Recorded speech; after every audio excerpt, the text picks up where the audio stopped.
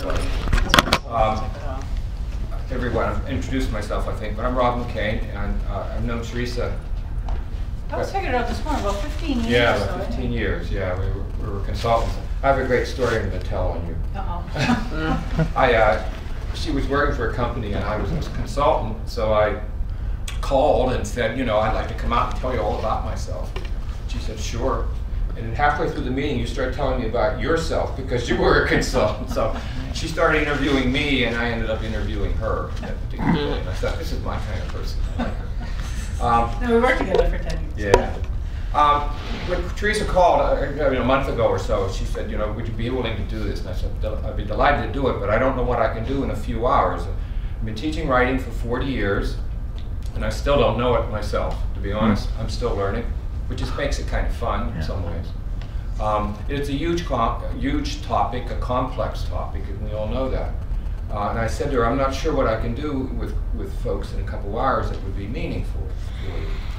And I had a great idea, unfortunately, in the middle of the night last night, I had a great idea. What I should have done is told her to tell you folks to come with some questions about writing. Rather than my trying to put up a curriculum, a 2-hour curriculum or something, it would have made more sense just to start with your questions. So I said to her in the email this morning, I said, it's maybe a little bit late, but I'd like to try that. So what I would like to do for a few minutes here is just get you to think about what questions you might have about writing. So what I would do is give everyone 5 minutes, do some thinking, and your questions could be anything about writing. It could be punctuation questions, the pesky comma that we hate, the semicolon that drives us nuts. Does the comma go inside the quotation marks? That kind of thing. It could be grammar questions, the difference between lie and lay drives people nuts. It could be words, word choice, difference between affect with an A and effect with an E. The 2 most commonly confused words in the language could be that. 2 spellings of principle drives people who should know the difference between those 2 spellings, drives those people nuts sometimes. Or it could be just a question on writing, sentence structure, or something like that. So I'm going to give everyone about 2 minutes. I mean, it's just a quick thing. Do some thinking about your own writing, what your needs are, what you would like to ask someone who calls himself an expert, whether he is an expert or not, we don't know that. But it's your chance to ask some questions. So I'm going to give you a couple minutes of just thinking time. And it'd be wonderful if I had a couple questions. That would be a nice way to start. So, thinking, everybody's thinking.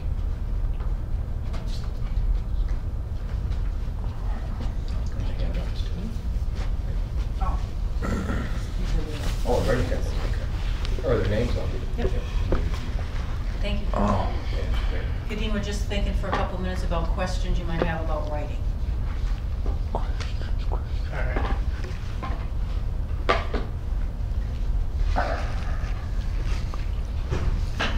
Yeah.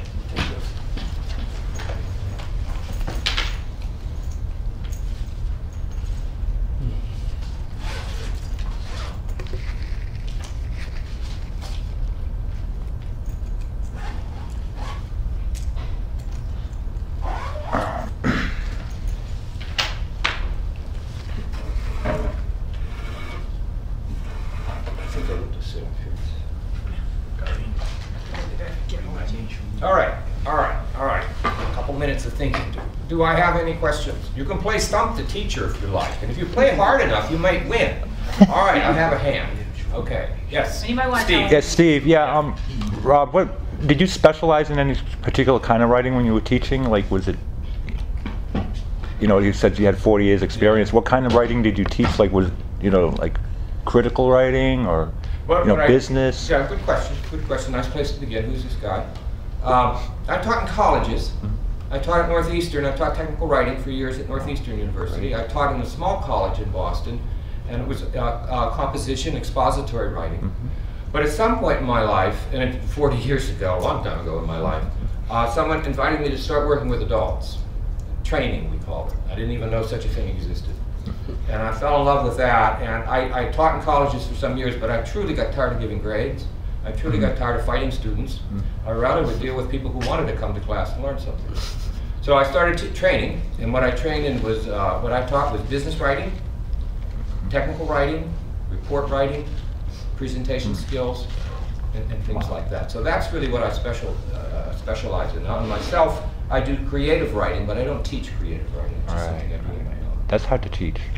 Yeah, I think it is hard to teach. I think it is. So how about some more questions on writing? Is this a hand here? Yes, sir. Richard.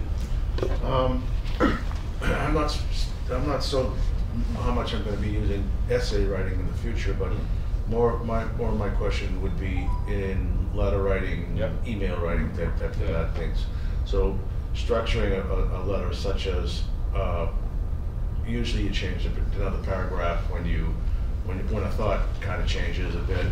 That's one thing that I'd like a little bit more definition on. And then of course you mentioned the comma and the semicolon, colon, that kind of thing. And then where you try to where do you put like however comma, that's okay. Good question. Good question. The first question is part of what I did put together for Teresa. So I have a little agenda we'll go through here today when we're done with the questions, and that I will pick up just on how to structure some tips on how to structure good email and letters, because that is what we write in the business world, and short reports. Nothing more major than that. But I have some ideas to help you structure that, put something together. So that's coming. That's coming. Let's talk about punctuation a little bit, just for a little while. If you talk to any writing teacher, they would tell you there's about 10 questions you get in punctuation. Most of us know our punctuation. You learn it, and you learn it from reading, and so you don't really think much about it, and you punctuate for the most part within standard boundaries. The punctuation rules aren't always so hard and fast. They're not like grammar. Grammar's right or wrong for the most part. But punctuation rules have a little bit of latitude. And most of us fall very nicely inside that latitude, and it isn't much of a problem. But there are a couple punctuation marks that do drive us nuts sometimes, and one is the semicolon. So I'll give you some tips on semicolons. First of all, the best tip on semicolons is they're becoming old-fashioned, and you don't have to use them. They've dropped out of popular writing. If you looked at a newspaper for a semicolon tonight, you would find one, I'm sure, somewhere in the newspaper, but you wouldn't find very many. Magazines, novels, popular writing, semicolons have just become kind of old-fashioned. But we still use them in business and technical writing. And the reason we do is because we write more complex thoughts, typically, more complex ideas, and it's nice just to have a semicolon. So here's a tip on semicolons. Semicolons follow almost the same rules as periods do. The main rule for a period, as we all know, is to separate two sentences, two independent, complete sentences. I'm going to pause for just a minute while this. You just want to put that down? Okay. Sorry. Yeah. Now I have to compete with pizza. Wow. All right, I'm going to go back. I'll pick up my thought. Oh, I should ask, when do we want to break? Do we know? Well, I guess we have another dilemma. I'm not sure if we're supposed to have food in here, but I guess we could. I think they can use those little desks. Yeah, you know, if you're just careful, I mean, do you want me to pass them out now because they're fresh? Charlie and Jenna coming back. They're coming. We have some plates actually that they gave us. I'd wait a couple minutes, so let's finish what's Okay, Finish the sure. a couple of questions first, and Maybe we'll wait maybe a for break between you. Tell before you us start. when you want us to. Yeah, okay. All right. So I'm answering Richard's question. So some tips on semicolons. I'll repeat myself. I'll pick up where I left off. The rules for semicolons are very similar to the rules for periods. And we know how to use a period. I mean, we just all know how to use a period. We use a period between sentences, complete sentences. In business writing, we write complete sentences. You might find sentence fragments in a novel or in popular writing, but in business writing, we use complete sentences. And what do we use? We use a period between them. So if you say, well, when would I use a semicolon? Well, the standard rule was if you had two thoughts that were very closely related, you could use a semicolon. So I'm going to make up something off the top of my head. This is not going to sound very complex. I'm just going to make it up as I went along. Tom went to the store. He bought milk. And those are two complete sentences. And there's no reason why you can't just put a period between those. They're two complete sentences. You'd have two short sentences. But a lot of people would say, and certainly in the past, when semicolons were more popular, people would say, well, you have two very short sentences. Their ideas are very closely related. Why don't we use a semicolon? So you could put a semicolon there. Tom went to the store, semicolon. He bought milk. So what are we saying? The semicolon's correct because the period was correct.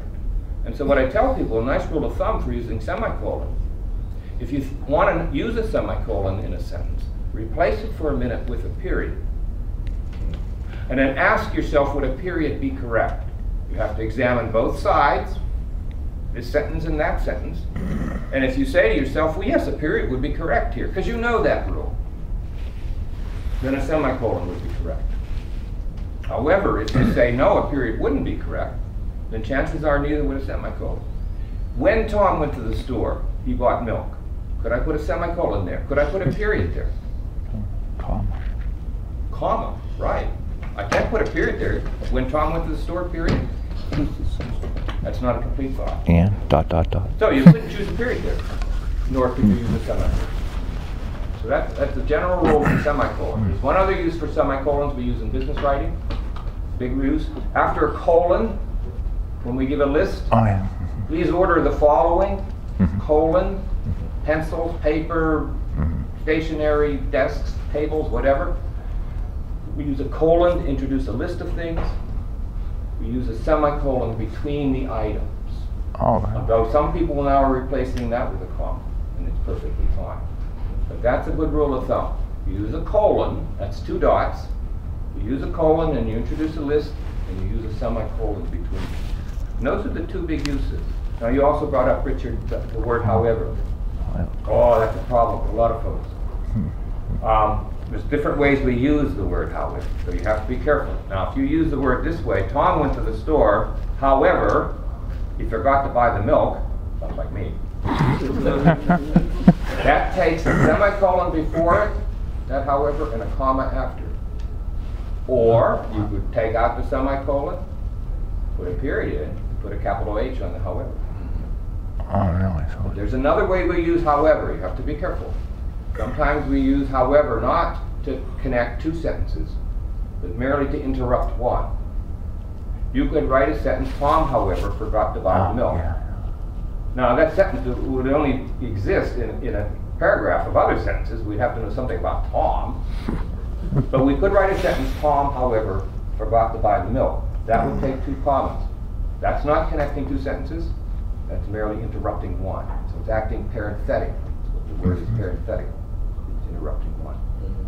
Now, not to confuse everybody, why not though? Why not? There's another use for however. However.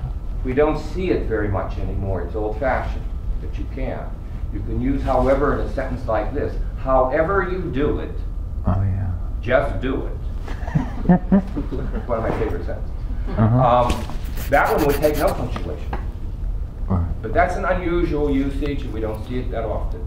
The two uses for however typically are joining two sentences or interrupting one. Any other questions on semicolons, Richard or anybody else? Did that answer your question? Pretty much. Okay. However. Is there some way it didn't? I mean, I'm happy to go. I can talk about semicolons all day long. No. Do I have any other kind of questions like this? Punctuation, grammar? The old rule of thought used to be with periods, there was two spaces. Is that Typing class, yeah. I tell you, I was at a company about a month ago. I thought two people were going to go out in the parking lot. Wow. Deal Woohoo. manually with that question. They were so exercised. One was my age, which is the very old age, and the other one was a younger person. So let's talk about that. That's a good one. And you want to pay attention to this one because you want to make you're writing a resume, you're writing a cover letter. You want to make yourself look up to date. It's really important. And it's a silly question, but it's actually it has some importance, I think. Now here's what it was traditionally. When we wrote manuscripts with a typewriter, we put two spaces after the period. And any typist, anyone who learned how to type, just did that automatically. Now that was for manuscripts, typewritten manuscripts. That's not how books were published. Books newspapers, magazines always had only one space after the period. So I remember I worked on a little newspaper for just a few months. That really wasn't the thing I wanted to do. I was a proofreader in a small newspaper. And I remember a very interesting thing. They were interviewing for a typesetter. And I heard someone say, no, you can't hire that person. That's a typist. You know what he did? He put two spaces after a period. They knew from that he wasn't a typesetter. Because if he were a typesetter for a publishing house or a newspaper, he would have known just to put a single space. All right, well, that's the way it was for many, many years. Then what happened with computers? We've got computers. We've got laser printers. People got more and more concerned about making manuscripts that looked really good, really polished, professional. And they began saying, why shouldn't we make it look like a printed page, and why are we putting 2 periods after it? And then they got a big help, this particular party in this big fight, they got a big help, and the big help was named Microsoft, because Microsoft defaults to 1 space. You can tell it to use 2 spaces after a period, but it defaults to 1 space. So here's the younger generation come along, and they're saying, just put 1 space after. And the older generation is saying, I'm horrified you're older generation. The person in my seminar a couple of months ago, I'm not exaggerating, he was just upset. He was about my age or a little bit younger, but he was really upset. He said, that's not how we type manuscripts. And the younger people in the room were saying, well, Fred, that's how we do it now. And they said to me, I always turn to the teacher like I'm the Supreme Court, they said, what do you think? Well, you just want to crawl in the hole there, because I'm going to alienate somebody in this room, when I said that. But I said to the older person, I said, you have my sympathy. I'm even older than you. I said, but up to date, you want to look up to date. Put a single space after a period. So that's my recommendation. I did not convince that person. That person remained unconvinced the whole seminar. But I aligned myself with the younger folks, so I would think one space. It'll make your stuff look a little more modern. And I thought the answer was that it just doesn't really matter. It's a matter of preference. But no. Well, I mean, as long as it stays standard through the whole. Yeah, consistency. Yeah. No, but I like what my manager and I write. Like he'll do the first draft and I'll do the second draft, and I always put 1 space, and he always puts 2. So he fixes mine with the 2. I fix his with the 1. Yeah, but what and we finally just say it's a matter of preference. Whoever's the first draft gets to do it. So now I'll tell him, and he has to unfinish. But I Yes, see. Don't most people justify things like when it's all squared off? Well, that's a good question. Because I don't know. I've seen more of that, so it doesn't even matter because it's going to space it for you, make it look more, like you said, professional. But yeah. Well, that's a good question too. I don't. Maybe I'm going to make myself sound old-fashioned here, but I don't justify right. Everyone knows what justify means. It means to make the squares margins so that the computer puts extra spaces between the words as a formula algorithm to put extra spaces. And then it yells at you for doing it. In newspapers and magazines. We don't always do that in business documents. You don't always see that. That's a personal preference, I think. But Steve, your point's right, because if we do justify right, then the computer program is going to decide how much space is in between them. For sure, you're right. All right, fine. Any other questions? Small ones.